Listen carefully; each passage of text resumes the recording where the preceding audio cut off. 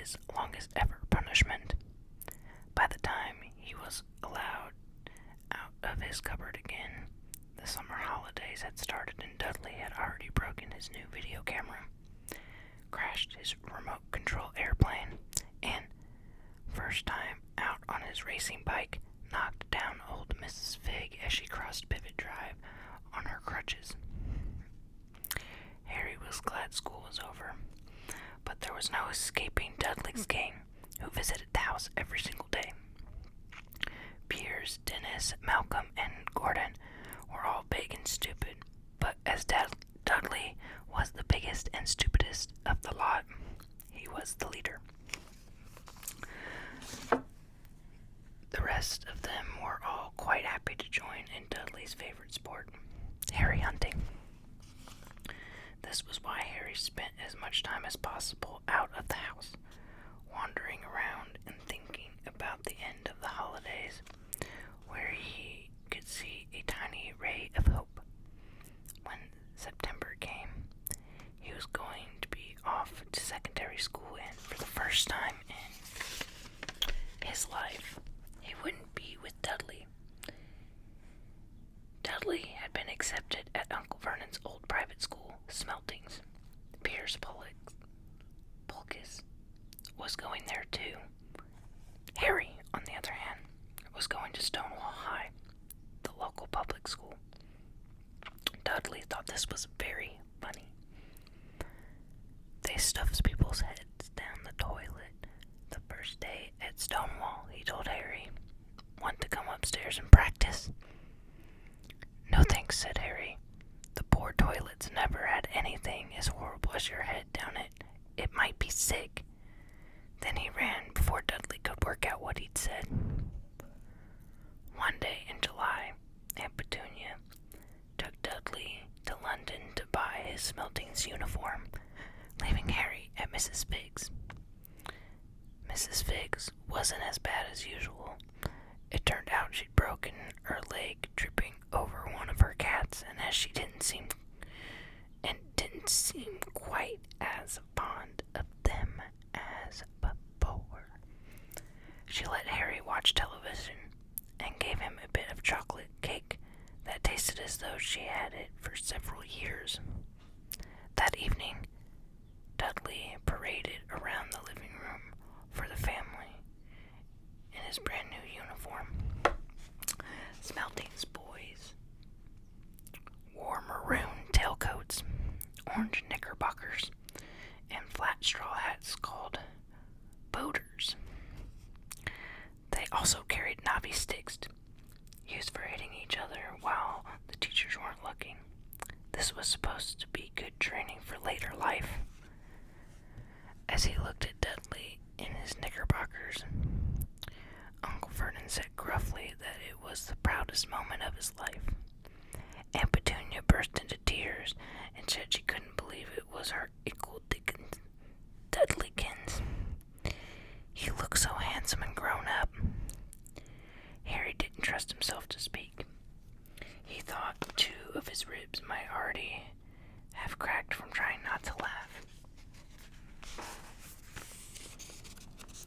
There was a horrible smell in the kitchen the next morning when Harry went in for breakfast. It seemed to be coming from a large metal tub in the sink. He went to have a look. The tub was full of what looked like dirty rags swimming in gray water. "What's this?" he asked Aunt Petunia. Her lips tightened, as they always did if he dared ask a question. "Your new school uniform," she said. Harry looked in the bowl again. "Oh," he said. "I didn't realize it had to be so wet." "Don't be stupid," snapped Aunt Petunia. "I'm dyeing some of Dudley's old things gray for you. It'll look just like everyone else's when I'm finished." Harry seriously doubted this, but thought it best not to argue. He sat down at the table and tried not to think about how he was going to look on his first day at Stonewall High, like he was wearing bits of old elephant skin probably.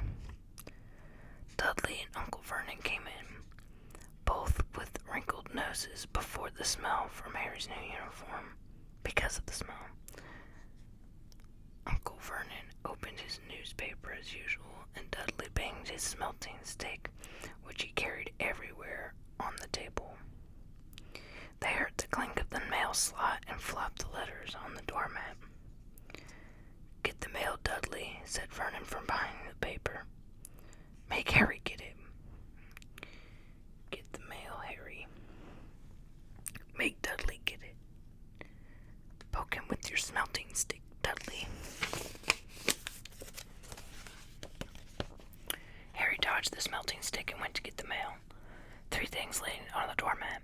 A postcard from Uncle Vernon's sister, Marge, who was vacationing on the islands of Wight, a brown envelope that looked like a bill, and a letter for Harry. Harry picked it up and stared at it, his heart twanging like an elastic band. No one ever in his whole life had written to him. Who would? He had no friends, no other relatives. He didn't belong to the library, so he never even got rude notes asking for books back.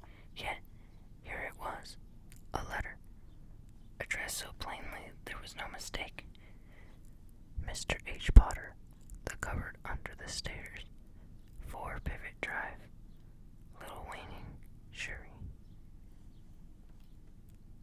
The envelope was thick and heavy, made of yellowish parchment, and the address was written in emerald green ink. There was no stamp. Turning the envelope over, his hand trembling, Harry saw a purple wax seal bearing a coat of arms. A lion, an eagle, a badger, and a snake, surrounding a large letter H. "Hurry up, boy," shouted Uncle Vernon from the kitchen. "What are you doing? Checking for letter bombs?" He chuckled at his own joke. Harry went back to the kitchen, still staring at his letter. He handed Uncle Vernon the bill and the postcard, sat down, and slowly began to open the yellow envelope. Uncle Vernon ripped open the bill, snorted in disgust, and flipped over the postcard. "Marge is ill," he informed Aunt Petunia. "Ate a funny whelk. Dad!" said Dudley suddenly. "Dad, Harry's got something." Harry was on the point of unfolding his letter, which was written on the same heavy parchment as the envelope, when it was jerked sharply out of his hand by Uncle Vernon. "That's mine," said Harry, trying to snatch it back. "Who'd be writing to you?" sneered Uncle Vernon, shaking the letter open with one hand and glancing at it. His face went from red to green faster than a set of traffic lights, and it didn't stop there. Within seconds, he was the grayish-white of old porridge. "Petunia," he gasped. Dudley tried to grab the letter to read it, but Uncle Vernon held it high out of his reach. Aunt Petunia took it curiously and read the first line. For a moment, it looked as though she might faint. She clutched her throat and made a choking noise. "Vernon! Oh my goodness, Vernon!" They stared at each other, seeming to have forgotten that Harry and Dudley were still in the room. Dudley wasn't used to being ignored. He gave his father a sharp tap on the head with his smelting stick. "I want to read that letter," he said loudly. "I want to read it," said Harry furiously, "as it's mine." "Get out, both of you," croaked Uncle Vernon, stuffing the letter back inside its envelope. Harry didn't move. "I want my letter," he shouted. "Let me see it," demanded Dudley. "Out!" roared Uncle Vernon, and he took both Harry and Dudley by the scuffs of their necks and threw them into the hall, slamming the kitchen door behind them. Harry and Dudley promptly had a furious but silent fight over who would listen at the keyhole. Dudley won. So Harry, his glasses dangling from one ear, lay flat on his stomach to listen at the crack between the door and floor. "Vernon," Aunt Petunia was saying in a quivering voice, "look at the address. How could they possibly know where he sleeps? You don't think they're watching the house?" "Watching, spying, might be following us," muttered Uncle Vernon wildly. "But what should we do, Vernon? Should we write back? Tell them we don't want—" Harry could see Uncle Vernon's shiny black shoes pacing up and down the kitchen. "No," he said finally. "No, we'll ignore it. If they don't get an answer, yes, that's best. We won't do anything. But I'm not having one in the house, Petunia. Didn't we swear when we took him in we'd stump out that dangerous nonsense?" That evening, when he got back from work, Uncle Vernon did something he'd never done before. He visited Harry in his cupboard. "Where's my letter?" said Harry, the moment Uncle Vernon had squeezed through the door. "Who's writing to me?" "No one. It was addressed to you by mistake," said Uncle Vernon shortly. "I have burned it." "It was not a mistake," said Harry angrily. "It had my cupboard on it." "Silence!" yelled Uncle Vernon, and a couple of spiders fell from the ceiling. He took a few deep breaths, and then forced his face into a smile which looked quite painful. Yes, Harry, about this cupboard. Your aunt and I have been thinking. You're really getting a bit big for it. We think it might be nice if you moved into Dudley's second bedroom." "Why?" said Harry. "Don't ask questions," snapped his uncle. "Take this stuff upstairs now." Dudley's house had 4 bedrooms. One for Uncle Vernon and Petunia. One for visitors, usually Uncle Vernon's sister Marge. One where Dudley slept, and one where Dudley kept all the toys and things that wouldn't fit into his first bedroom. It only took Harry one trip upstairs to move everything he owned from the cupboard to his room. He sat down on the bed and stared around him. Nearly everything in here was broken. The month-old video camera was lying on top of a small working tank Dudley had once driven over the next-door neighbor's dog. In the corner was Dudley's first-ever television set, which he put his foot through when his favorite program had been canceled. There was a large birdcage which once held a parrot that Dudley had swapped at school for a real air rifle, which was up on a shelf with the end all bent because Dudley had sat on him. Other shelves were full of books. There were the only things in the room that looked as though they've never been touched. From downstairs came the sound of Dudley's bawling at his mother. "I don't want him in there. I need that room. Make him get out." Harry sighed and stretched out on the bed. Yesterday he had given anything to be up here. Today he'd rather be back in his cupboard with that letter than up here without it. Next morning at breakfast, everyone was rather quiet. Dudley was in shock. He'd whacked his father with his smelting stick, been sick on purpose, kicked his mother, and thrown his tortoise through the greenhouse roof, and he still didn't have his room back. Harry was thinking about this time yesterday, and bitterly wishing he'd opened that letter in the hall.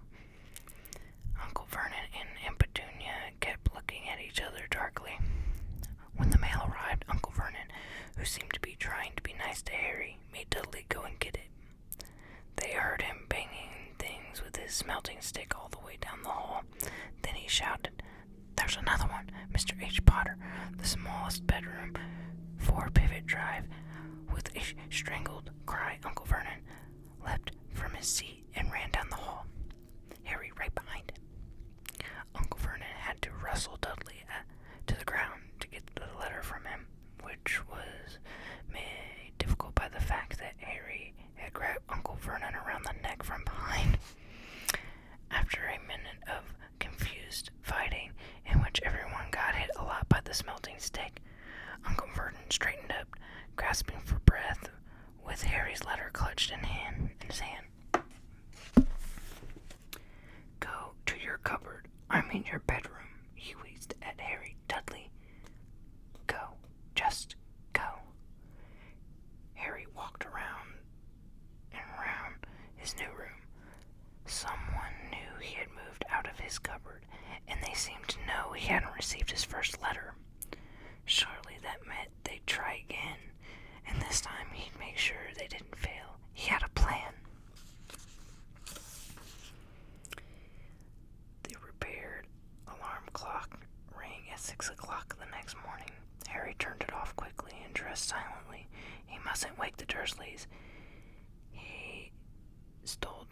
He strolled downstairs without turning on any of the lights.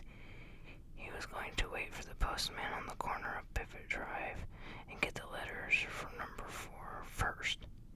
His heart hammered as he crept across the dark hall toward the front door.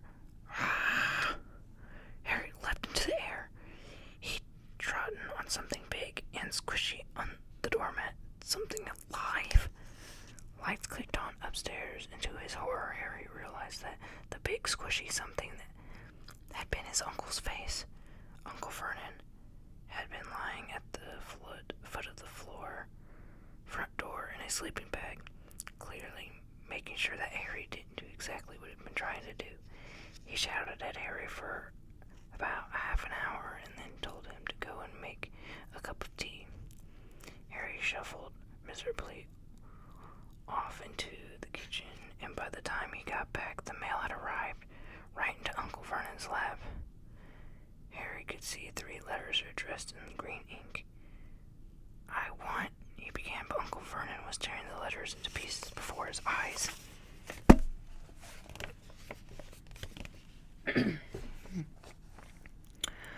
Uncle Vernon didn't go to work that day.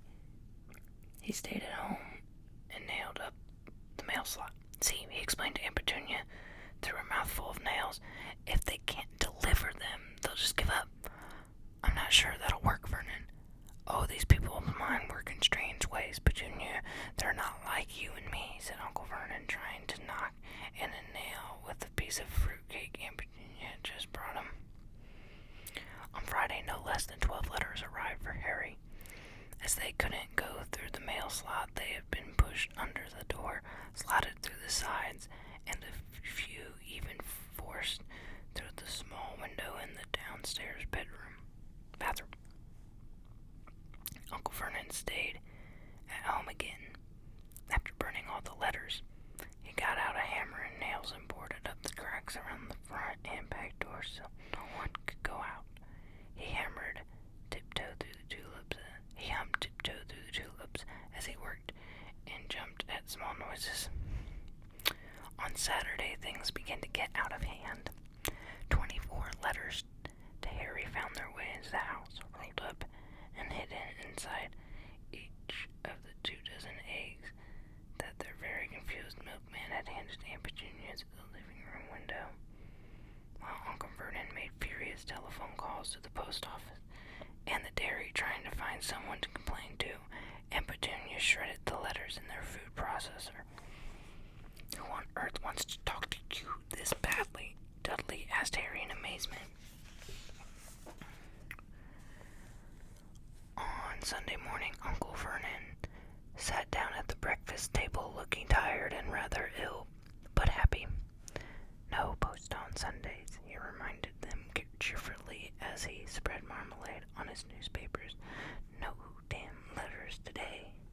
Something came whizzing down the kitchen chimney as he spoke and caught him sharply on the back of the head.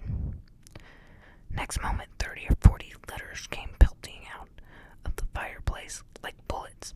The Dursleys ducked, but Harry leapt into the air trying to catch one. "Out! Out!" Uncle Vernon seized Harry around the waist and threw him into the hall. When Aunt Petunia and Dudley had run out with their arms over their faces, Uncle Vernon slammed the door shut. They could hear the letters still streaming into the room, bouncing off the walls and floor. "That does it," said Uncle Vernon, trying to speak calmly, but pulling great tufts out of his mustache at the same time. "I want you all back here in 5 minutes, ready to leave. We're going away. Just pack some clothes, no arguments." He looked so dangerous, with half his mustache missing, that no one dared argue. 10 minutes later, they had wrenched their way through the boarded-up doors and were in the car, speeding towards the highway. Dudley was sniffling in the back seat. His father had hit him round the head for holding them up while he tried to pack his television, VCR, and computer in his sports bag. They drove, and they drove. Even Aunt Petunia didn't dare ask where they were going. Every now and then Uncle Vernon would take a sharp turn and drive in the opposite direction for a while.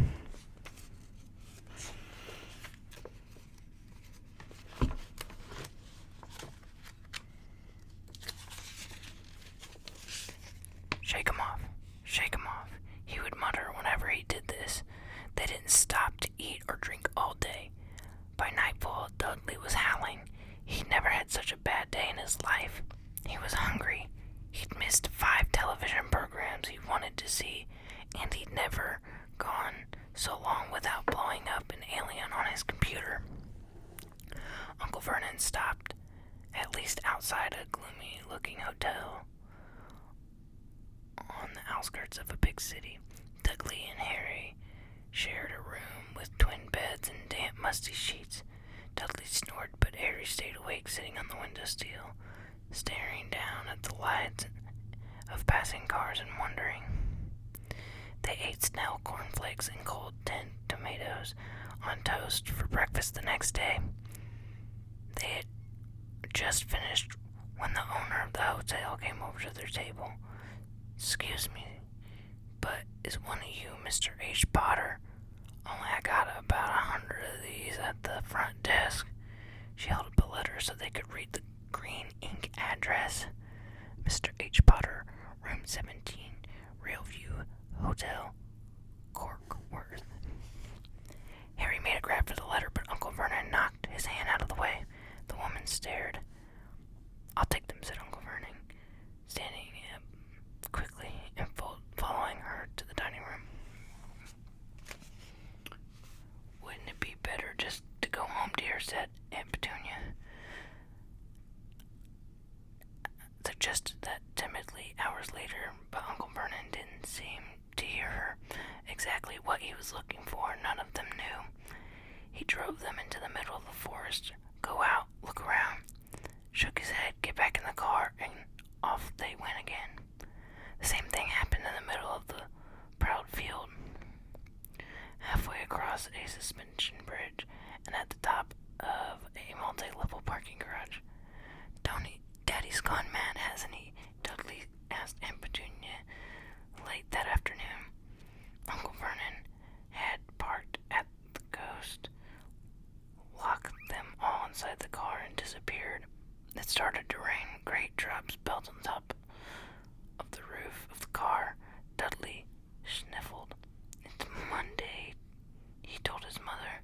"The great operetto's on tonight. I want to stay somewhere with the television." Monday. This reminded Harry of something. If it was Monday, and you usually count on Dudley to know the days of the week because of television, then tomorrow, Tuesday, was Harry's 11th birthday. Of course, his birthdays were never exactly fun. Last year, the Dursleys had given him a coat hanger and a pair of Uncle Vernon's old socks. Still, you weren't 11 every day. Uncle Vernon was back, and he was smiling. He was also carrying a long, thin package and didn't answer Aunt Petunia when she asked what he'd bought. "Found the perfect place," he said. "Come on, everyone out." It was very cold outside the car. Uncle Vernon was pointing at what looked like a large rock way out at sea. Perched on top of the rock was the most miserable little shack you could imagine. One thing was certain, there was no television in there. "Storm forecast for tonight," said Uncle Vernon gleefully, clapping his hands together, "and this gentleman kindly agreed to lend us his boat." It did. This old man came by to them, pointing at with a rather wicked grin at an old rowboat bobbing in the ivory-gray water below them. "I've already got us some rations," said Uncle Vernon, "so all aboard." It was freezing in the boat. Icy sea spray and rain crept down their necks, and a chilly wind whipped their faces. After what seemed like hours, they reached the rock where Uncle Vernon, slipping and sliding, led the way to the broken-down house. The inside was horrible. It smelled strongly of seaweed.